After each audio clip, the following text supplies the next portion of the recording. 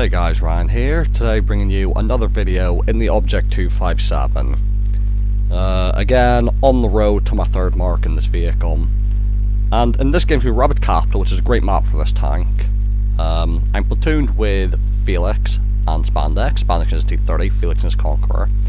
In this game, the main thing to notice is you want to look at the vehicles that can overmatch you. I always say that when you're in the 257, because the armor in this tank relies on not getting overmatched. The only two vehicles I need to watch out for is the E100 and the Jaeger. They're the only two guys who can overmatch me. The Oho can as well, but only if he's firing AP with the derp gun, which you very rarely see. Speaking of which, if you ever play a vehicle like the Oho with the derp gun, that is, and like same with the KV2, carrying a couple AP shells can be useful for moments like this, because in the Oho's case, carrying a couple AP shells will allow you to overmatch a vehicle like the 257 if you run into one in the game. So, with the bigger derp guns, it can be worth just bringing a few AP shells just for overmatch purposes, so keep that in mind.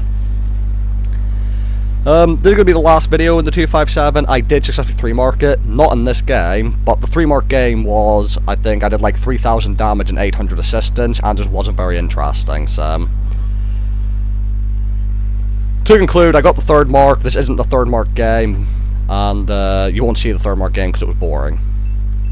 But anyway, I'm taking a bit of an interesting position this game, play a bit more aggressive because I want the damage.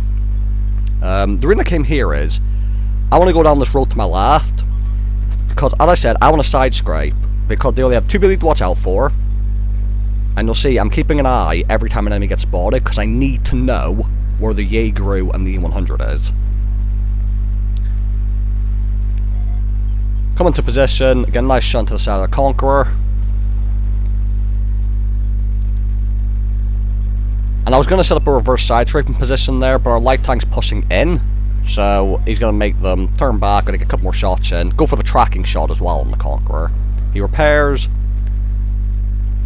and the team is actually pushing forward in the heavy corner. See, I'm checking every tank. Tracking shot on the Super Conk. And now I don't mind sitting frontally here because I've just got my turret showing, so unless he Cupola snipes me, I should be good. Now I track him just in case an enemy hits him. I cannot pen the Super Conqueror, even his Cupola will not be penned by me because of the angle he's at. So I'd have to load heat to go through his Cupola because heat deals with angles better. Now after I load the heat shell, an E75 shows up sideways on, I hit his gun, which is a bit sad. I know there's a tank behind me. I've still got the heat loaded, because again, the Conqueror is who I'm going for. And then, of course, he shows me the side of his turret, so I could have penned him with AP, CR anyway. But yeah, Conqueror and Super Conqueror turrets are just really fucking annoying to deal with AP, CR and AP, because of that, the angling on it.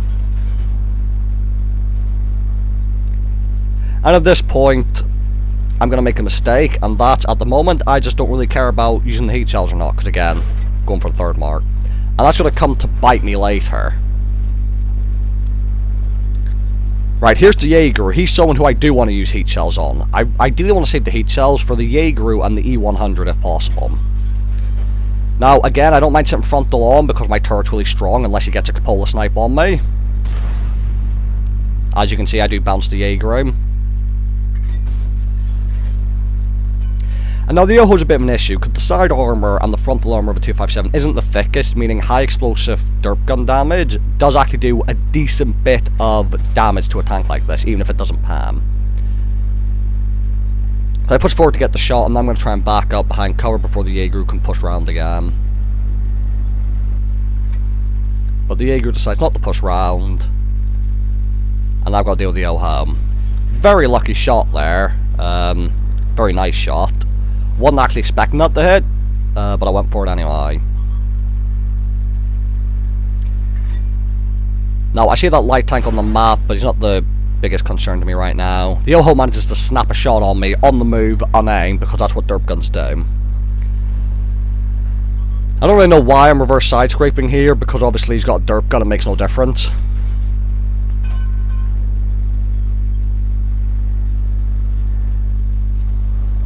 And now, most of my remaining teammates are on the field. Another very good snipe. from the 257. The gun handling treat me quite well at the moment, at distance. And now I want to push the Yoho because I want to get rid of him. And also, I need to get to the field.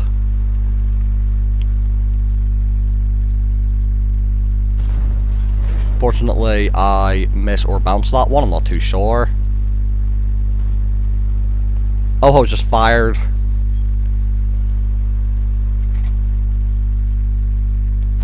As in this vehicle, derp guns can actually be a really big problem. Now they have APCR left, which isn't the worst thing because it's got decent pen, but you're going to see that now that I've loaded APCR, and the fact that I've got closer to the Yoho, for some reason that's going to make him harder to pen, because as I aim for his lower plate, it goes up and hits the angled part, which is very bad for me. So that means I'm probably going to take another shot from him.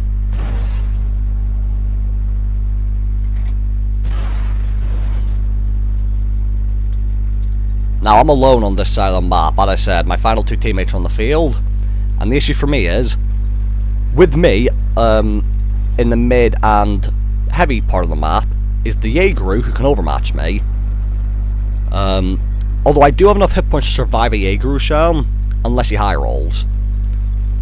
I need an over 10% high roll to kill me.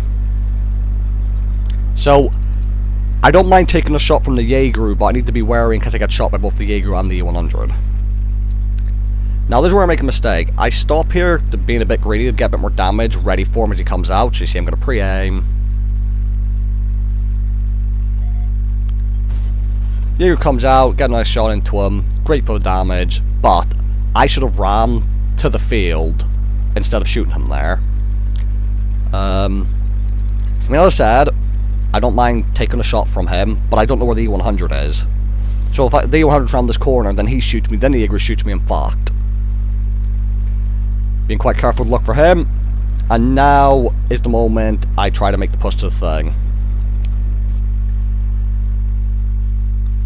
Now I just want to make sure that the Jaeger isn't looking this direction before I make the push. I'm expecting him to show up. See, I'm very worried of someone coming behind me.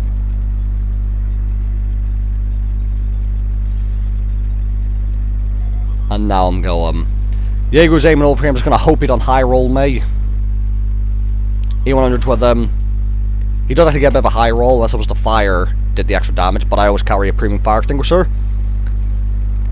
But, now I've made it to the field, if I can spot the center path, they come from there.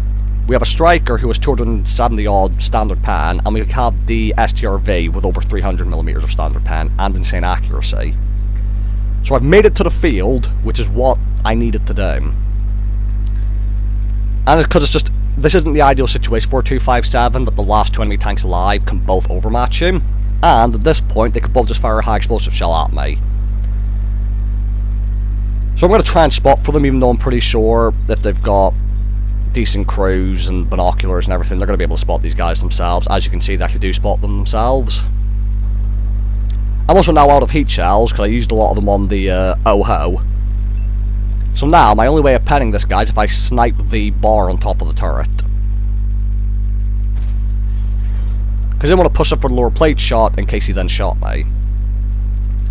Now, I'm going to back up after keeping these guys spotted.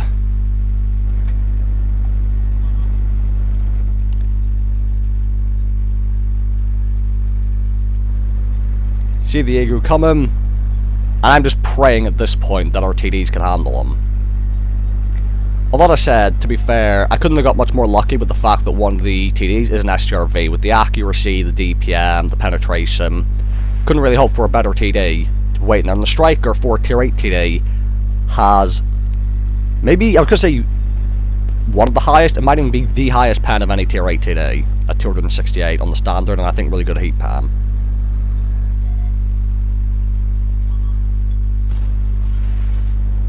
And the STRV finished off the 100. So it was a very close game. I'm pretty sure our team could have handled it even if I died, but obviously I would like to stay alive just for the extra little bit of assistance damage I could have got.